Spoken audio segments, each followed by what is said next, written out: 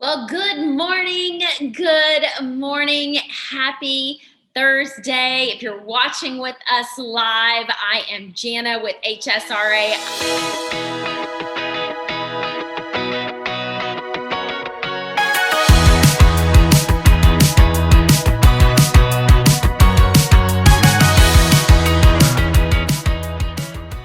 So here we go. Design, design, design on a dime. If somebody is old enough to remember that show with me, Candace Olson, I think, and she was a rock star. Loved design on a dime, and this is it. People love design. It is definitely relevant now when our staging industry could be at a little bit of a lull. You got to now have multiple streams of income, and one of those could be your design services. So, what is design? Well, design is it's creating aesthetically pleasing, an aesthetically pleasing environment for the user, for those that are coming in.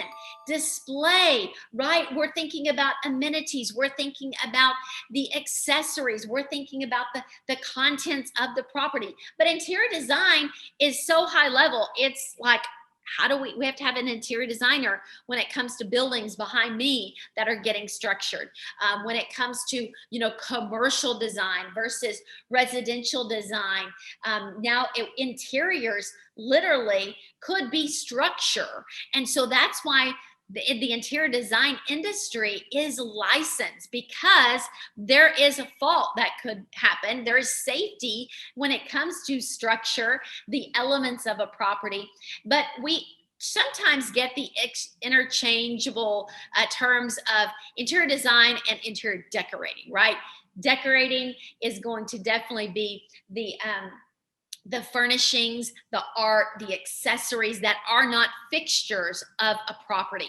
So interior design could be fixtures, when interior decorating is going to be the elements and the non-fixtures, right? Think about a vacant property.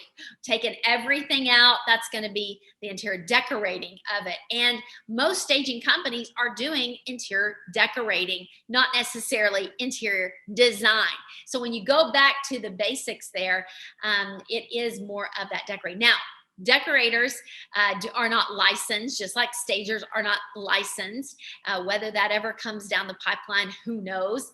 But anytime there is safety involved, now you're going to get regulations, which needs to be regulated, right? So we've got those registered companies, they're licensed, they're taking national tests, they have to go through possibly CE credits, like we know interior designers have to do to keep that relevant, just like realtors. I mean, there is risk involved in real estate, and people can be taken advantage of. So anytime there's those type of limitations on any kind of service, you're going to get regulation involved. So we can do interior decorating, which is usually what we're doing, right? Let's just be real.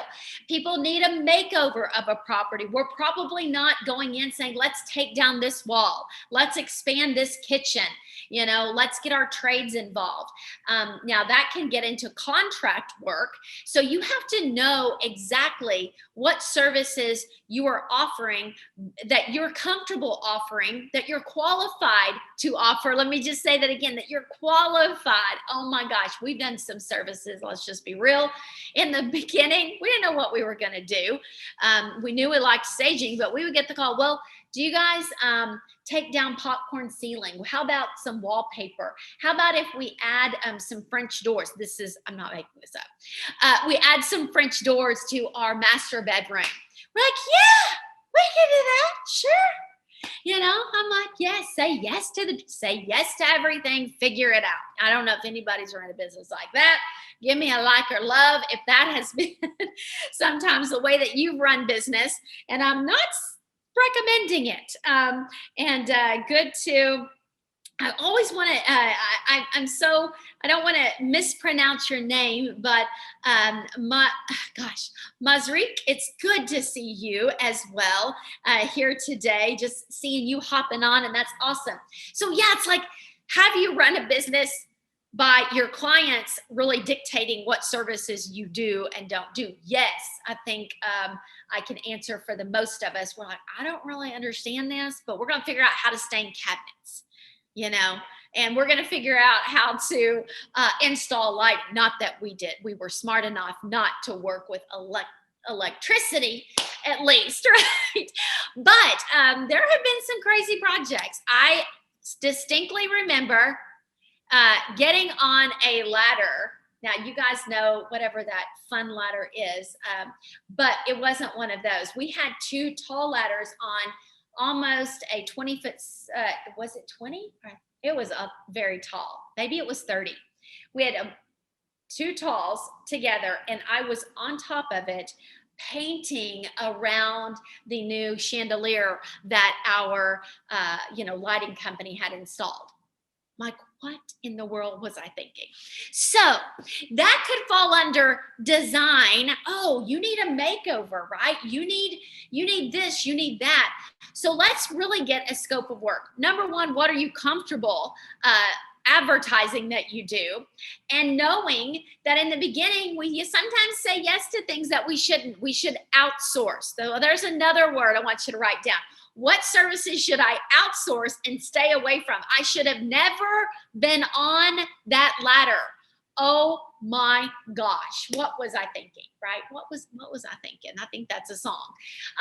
So in other words, you're making me reminisce here, that there are things that you should do and things that you should not do, that you should defer. And you should absolutely get a 10% referral fee for every design project that you refer out.